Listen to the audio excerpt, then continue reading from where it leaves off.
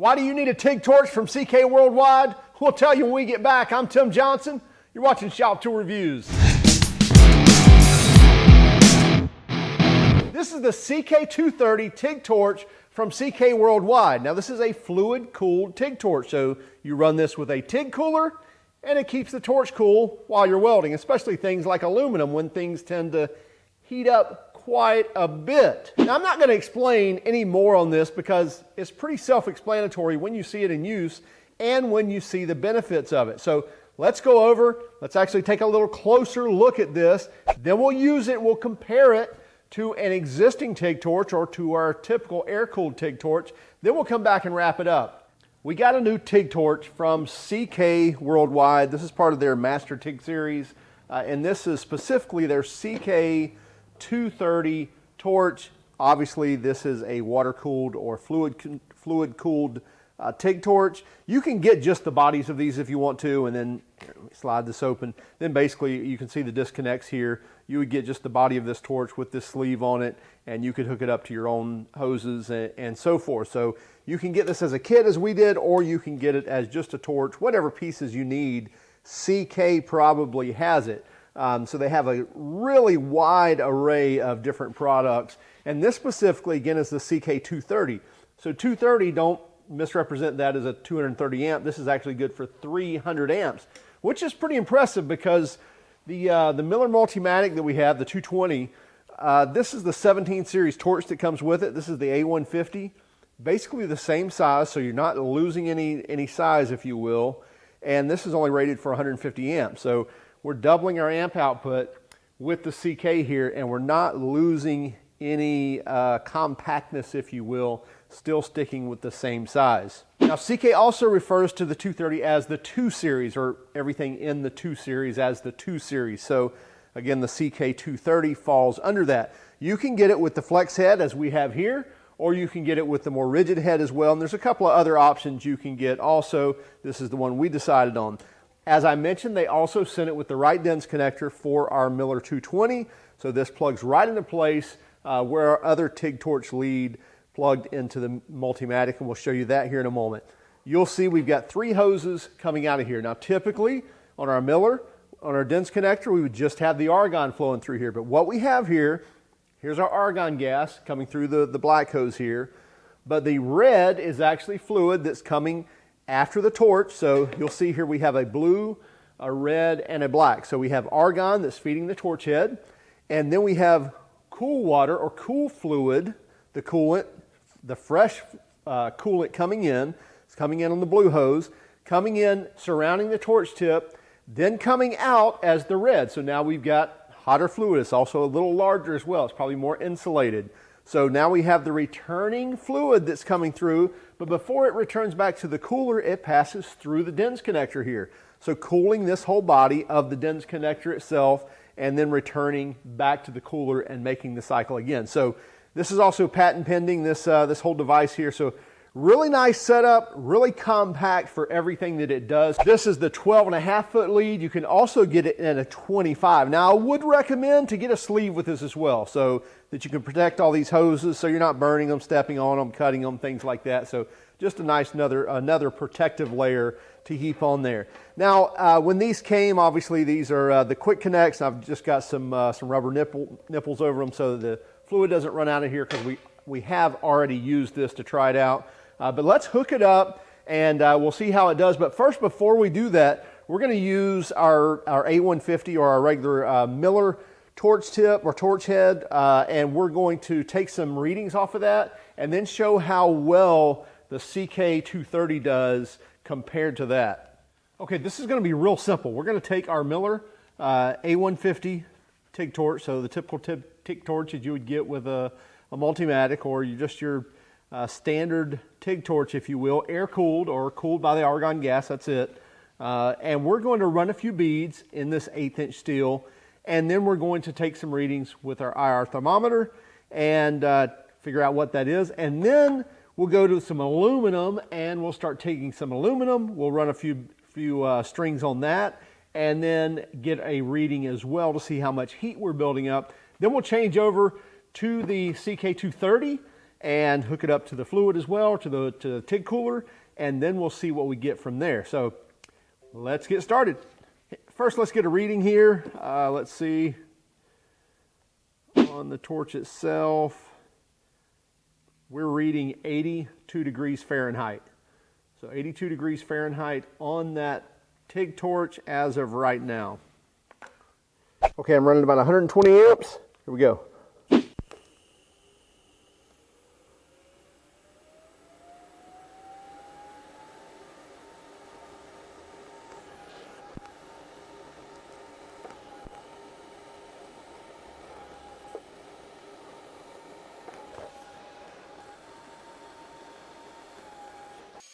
So after 5 passes on some mild steel, our torch is at 180 degrees here right on the head.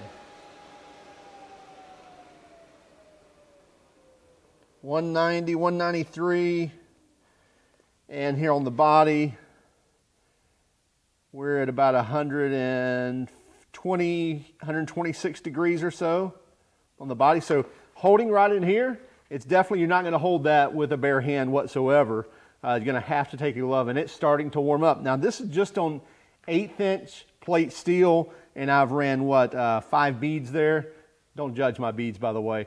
So I've ran 5 passes there, and I'm already heating up this torch quite extensively.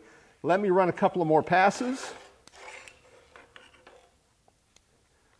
and then let's take another reading.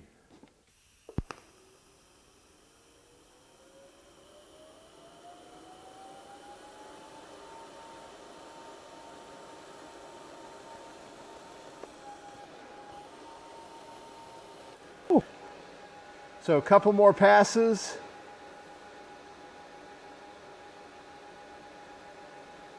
And yeah, again, we're at like 160, 200, 215. Of course, that's getting some inside temperature as well, but even through this body of this TIG torch is well over 150 degrees trying to hold right here. So that's something you're definitely not going to want to grab with your bare hand. And that's warming up quite extensively. And again, that's running 120 amps in this 1/8" plate. So let's change over to some aluminum and then see what we get. So I'm going to change my MIG over. Let's do aluminum, and we'll run the amps up. Let's see. So yeah, we're 1/8" aluminum. We're going to run about 135 amps. And now let's see. Again, we've got the Miller torch still hooked up. Let's run a few beads here, see what we get.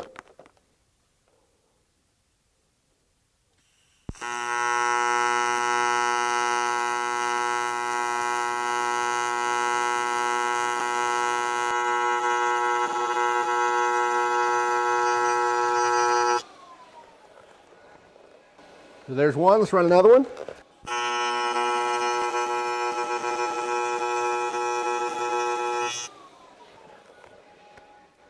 So now after just 2 passes, yeah, we're well over 200 degrees here in the torch body.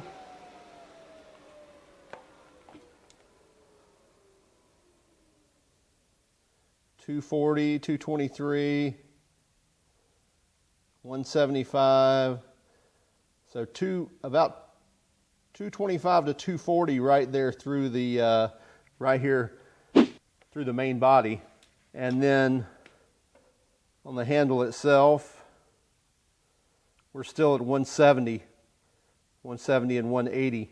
So definitely heating up that torch a lot faster on an air-cooled torch when we start welding aluminum. Let's make one more pass on that, and we'll get one more reading.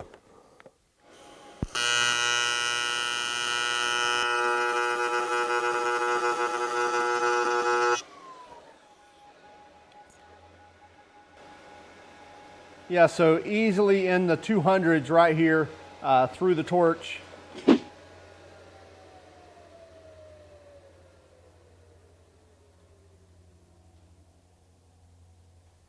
And then even in the handle there, we're at 160, 170. So Very warm to hold, even with the glove on. We're starting to get that to radiate through the glove to where that's just more than what's comfortable to hold. So running too many beads of that, you're welding up some type of manifold, something like that, that's really going to get to you. So let's hook up our CK and see how well we do there, see how much temperature drop we'll get in the actual torch itself.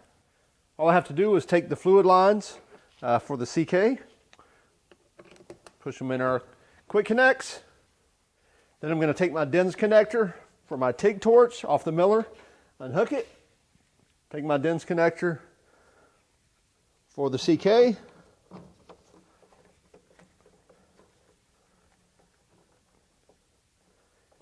Now it's in there, ready to go. Now we'll turn the machine on.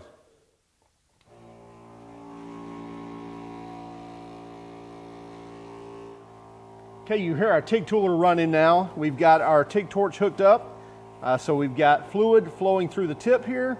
This is CK230. Again, I can adjust this however I want to with that flexible head there. Right now, let's see, the body of our torch is reading 76 degrees. So the start of our other one was, I believe, 82, which was pretty much the ambient temperature in here. But now we've got the fluid flowing through here, which is, probably 70 degrees. And that's why we're getting like a 73, 72 degree reading here on the torch right now. So let's run through here, run a few passes. We'll check the temperature, and then we'll run some aluminum passes.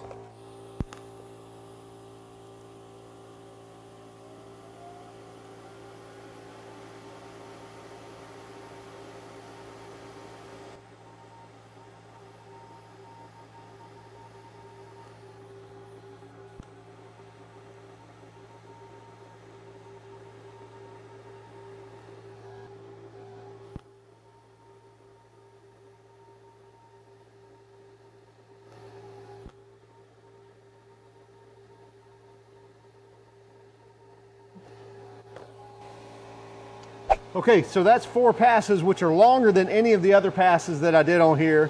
And let's get a reading of this torch. So the head obviously is, 200 plus degrees right here on the tip. But as far as the body, it's reading 83 degrees. So there's our torch tip, 250 degrees. When I come down to the body, look at that, 81 degrees. And even down here where the rod is, it's still 95 degrees. But here in the torch handle, I'm 90 degrees is the highest it's reading, 87, 90.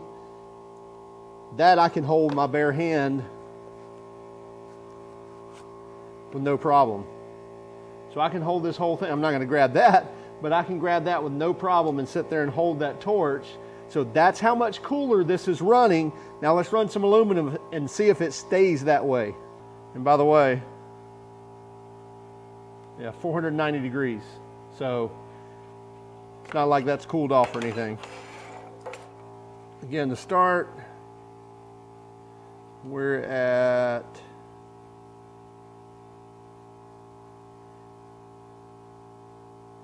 81 degrees right through here, right in the neck there. We're at 81 degrees. Okay, not going to change anything on the torch whatsoever. We just changed it to 135 amps now because we're taking aluminum. And let's run a few beads here and see what we find.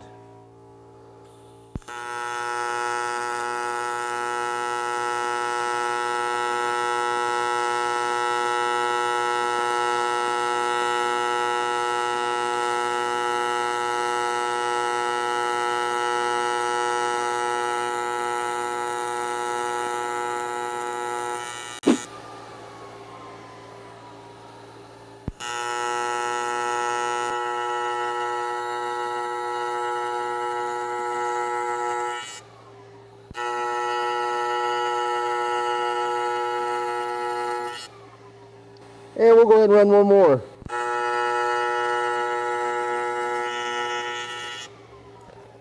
Okay, so 4 passes, more passes than we made over here. We did them one after another, and still that thing is very comfortable to hold.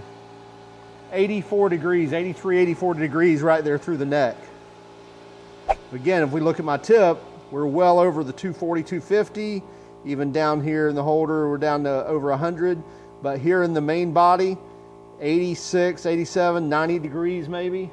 And then right there in the neck where we were measuring, 85, 86 degrees.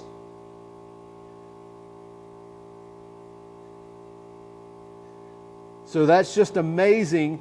That coolant flowing through there is doing just like the coolant would do in your vehicle. Even though the combustion chamber may be in the 500 plus degrees, still your engine coolant's running about 200 degrees.